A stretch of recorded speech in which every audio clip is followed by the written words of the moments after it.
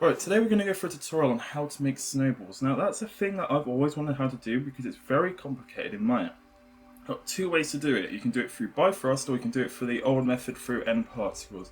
I prefer nparticles because there's a lot of documentation on it and it's easy to use. You can find out what you're doing wrong and you just fix it straight away.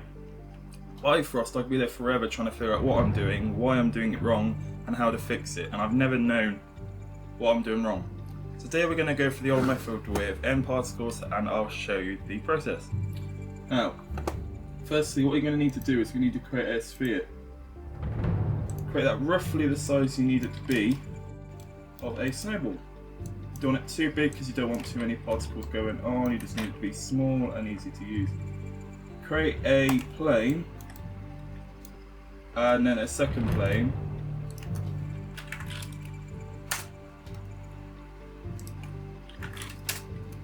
So you're going to have the floor, which is going to be the surface that the snowball pretty much lands on and settles, and you're going to have the surface that it's going to collide with.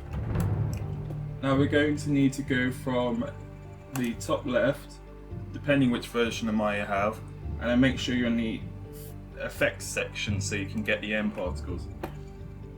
Now you go into the nparticles and you want to go on to fill. And also make sure that the create options are on water. If it's anything else, it can usually mess it up. You can change it through the options in the nparticle, but it doesn't always work. So I'd always make sure that's on water. Resolution, anything from 10 to 20 will work, depending how many particles you want. I'll usually hit for 15. Make sure you're selecting the sphere when you do that, because you could go anywhere else you don't want to go. Now let's get closer to the sphere. Hide that. So now we're going to need to go into attribute editor, particle size, and I like to play around with the randomness because you don't want all the snow to look the same because it can mess it up a little bit. So we're going to play with the random scale, change the radius scale to randomized ID. Now see, you've got all these different spheres. Now if you have that, when you turn it into a mesh, it's going to look odd. Everything's going to look the same, it's all going to look blobby, it's going to look horrible. So if you make sure that's slightly randomized, you're going to get all these. Right, so if we now go into collisions, I'm going to want to check the collision thickness because that's what's going to hit this wall. That's not showing.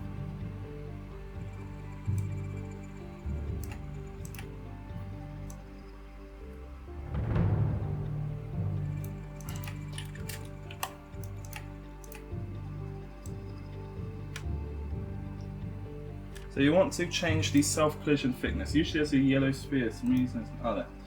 Right, self-collision. So this is what's going to cause it to stick together. So you're going to want to make sure the spheres match what the smallest one. If you have it on the biggest one, it's going to mess up the small ones and it's going to look odd when it comes to later editing. Go back to the collision thickness. Also do the same. This is what's going to cause it to stick to the wall. You're going to want to keep it less than normal because you want that snow to sort of hit it and stick. If you're going to have it too big like this, what's going to happen is the snow's going to hit it, it's going to stop there and fall. It's not going to actually touch the wall itself, so make sure that is roughly around that area. Make sure self-collide is ticked. Now this part is pretty much a guessing game. Now I always have it set, you can do it whatever you want. I tend to use Newton. If you use radial, what tends to happen is the nparticles, I'll show you, they spread. So now the problem we got here is that's going to tend to happen. You don't want your snowball to do that unless you're having a spray effect where it's basically just blasting out air. So what we're going to need to do now is we're going to use a Newton. Let's move this closer so we don't have to mess around with how long it takes to hit it. This will depend on your scene and how fast you want the snowball to hit. I tend to have it around 200 because I like a high impact and I like it to splatter a lot. You can have it slower and whatever you need. But remember that the less it is, the more the snowball's literally just going to fall down like that. And it will try and do this arc shape because it'll have gravity acting on it and a Newton which pulls it towards it, and it's going to have this weird arc. So if we hit it around 200,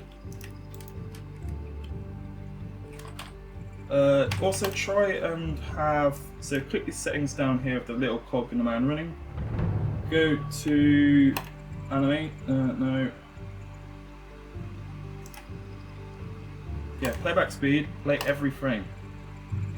That so it gives your computer time to do things. It may look a bit odd when you're coming to animation and it's just going to look odd in general. So when you've finalised that you think you got it right, put it back to 24 frames a second, play blast it and see what you think you could do to make it look better, and that's usually where you try and tidy things up a lot. So right, let's try it again. So now you can see it's playing a lot smoother, you're not having too many jumps, you can actually see what's going on. Now you see the snowball's actually going through the wall because we forgot to collide. So if we select both of the meshes you want to collide with, that could be anything, it doesn't have to be a wall or anything, it could be a character. I've used this on characters myself and it works a treat. So we're going on Encloth, create passive collider. Used to be able to, I don't know if Maya's changed or what, but used to be able to go onto nparticles and make collide, but for some reason I've noticed it doesn't work anymore, so I always go for Encloth and create passive collider. Alright, so let's try it again. Press play.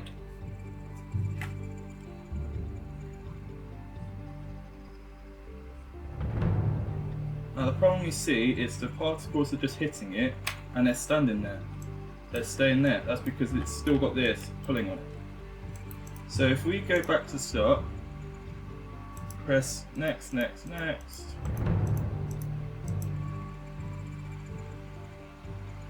So literally just before it hits the wall, so around frame 9 for me, I'm going to set it, well frame 8, we'll go to there, set a key, then frame 9,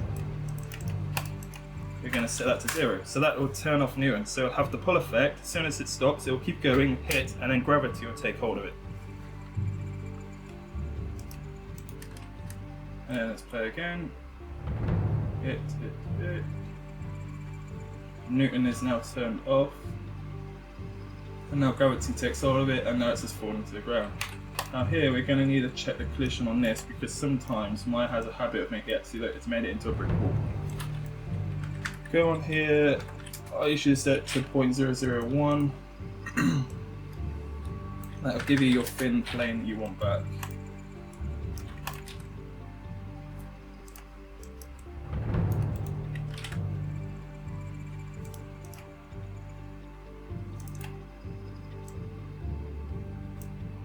I'll go control save just to save this. Snowball, save. Great. Now here comes the fun bit. How do we make the snow stick? You've got multiple options. We can go through friction, stickiness, or both. We're going to play with friction first to see what happens, then we'll just see what goes from there.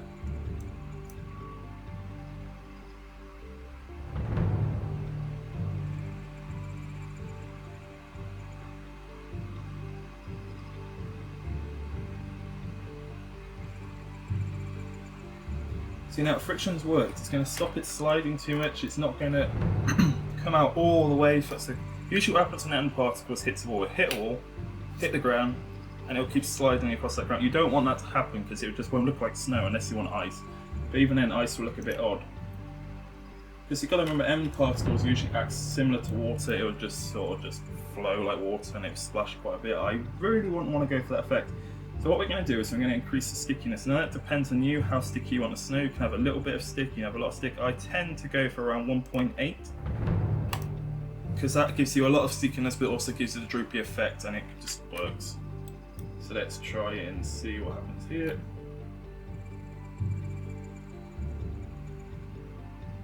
So now you're getting that stick, you're getting a splashback and you're getting the nparticles sticking together. And then getting the stick down the wall as well. Now the problem is it's too much. I don't want all of it to stick, I want it all to fall over time, so we're going to just lower it a bit. 1.3. And remember, these settings will change no matter what you're doing, so you can have a scene where 1.3 will work, you could have one that 0.8 works, or whatever. It's down to you, your scene, and you may change it when you go into polygon settings. Because it may look great now, but as soon as you turn into a mesh, it usually tends to look odd, and you want to make those changes there and then. Right, so what we're going to use is... Right, keep bounce to 0, because if you don't want snow to bounce. Snow doesn't bounce, it literally just hits and sticks, job done. Right. Now I want to start going into mesh settings. So go to modify, convert, nparticles to polygons. Now you'll notice things disappear, so you're going to have to change your settings depending on your scene, but usually I find changing the threshold to 0.5 roughly there works. That didn't work that time. Triangle is usually the shape and size of the mesh, so change that to 0.10 or higher. The lower you have it tends to be where the scene sort of plays up. Change the mesh method to, I'll show you that in a sec, blobby. Increase that and you end up tending to get this effect. Let's try 0.10. Now that's working.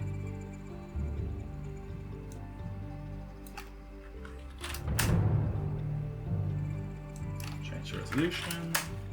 Changing the resolution will work as well. Right. Now the problem with using a triangle polygon method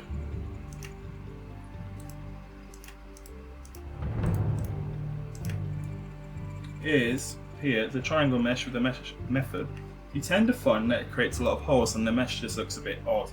You don't want this happening here. So the best method I find is using the acute tetrahedra. I cannot say that word, so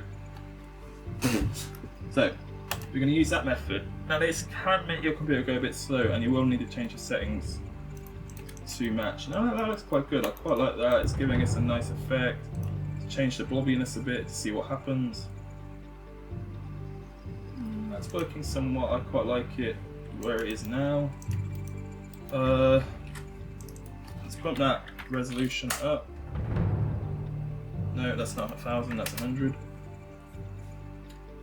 Now I've had scenes where I've only used a max triangle method of a 500. I've only had it where it's 100. It's down to you, your scene, your computer. Play around a bit, see where it gets you. Sometimes it will make your computer go so slow that it'll literally stop, like mine is stopping now. It works great. Just remember that when you come to later scenes, it's going to need some iterations. Now, I don't like this blobbiness too much, so we're going to move it down to 1.5. See where that takes us. And you also tend to find, depending on your blobby radius scale, you're also going to need to change the max resolutions just to fix those issues you're going to find when it changes. Because you don't want it to shrink and you're still using 1000 polygons. Right, so Maya crashed on me. Now that's the reason why we usually save. But for some reason Maya wouldn't let me open the file, it just kept saying non-responding all the time, so I just ended up cancelling that out, opening a new scene. I ended up cancelling that out, opening a new scene and trying to do it again. Now I left it to the part where we got to last time, so you shouldn't worry about missing a step or anything. It'll be the exact same place we got to, luckily. Now if you look at my settings, that's the settings I've got. I've put it back down to max triangle resolution 500. Like I said, it depends on your scene, the size of the snowball and what you're doing. Now it's probably that I put up to 1000 that it crashed. Sometimes it don't crash, sometimes it does, depending how big I have the snowball. Blobby radius I've put up to 5. I want a bit more blobbiness. It doesn't have to be 5, I can change it down to 2.7. It really doesn't matter, like I said, it depends how big you want your snowball. Now that looks like a bit of an odd snowball, so I'll put it back up to 3.5. That looks a lot better. That looks more like a snowball. Now, what we're going to need to do now is create a lighting method. So what we're going to need is a Arnold lights skydome light, so that will create the lighting, so it'll light the whole scene and make it either a bit more natural, a bit more realistic, and we'll see what we're going with.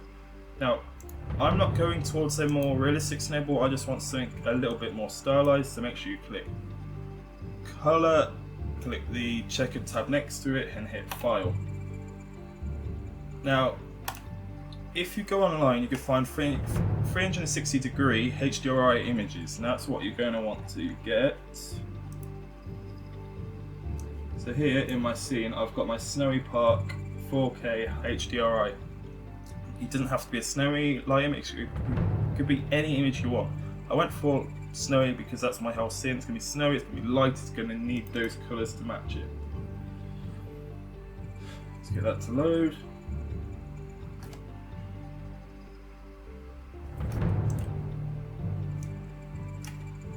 Right, now that's loaded into the scene. Now you might not want this in the background when you render. I really want, unless you're doing a realistic scene, I want. So if you click on it, go on the camera, change that all the way to 0. Then come up to create lights.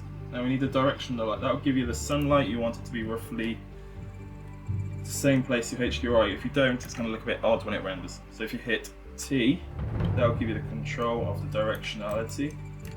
If you just hit W, it's just going to have the translation and not the rotation. So if you hit T, that will give you both. So that ain't it more. Now it's hard to see in this scene where the light is. The sun's coming from, I think it's coming from up here. That's a bit better, right. Now we've got this shot of this boy being hit by snowballs, and we're going to. So it's the same method with a character, so you're just going to want to click him, click the aim cloth and create a passive collider. I don't need to do that because I've already done it, so that should be all fine. Let's go with him. Right. All I want to see now is the meshes. I don't want to see anything else but the mesh. So click the snowball, right click, drag down, assign new material. That'll pop up a window, click Arnold. Now this should work with no matter what renderer you use. It should work with Mentor Ray, V-Ray, RenderMan, Arnold, but I just use Arnold because it comes with Maya and this is easier on me. You're going to have to pop up and come up. So I want to look now just at the snowball because we're going to be using the settings for that.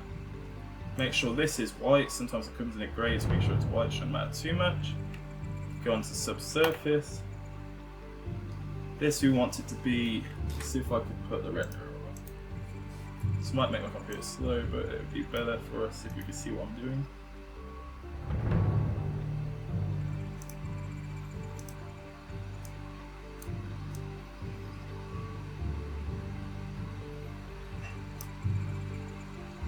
Let's make this snowball so you know what it is.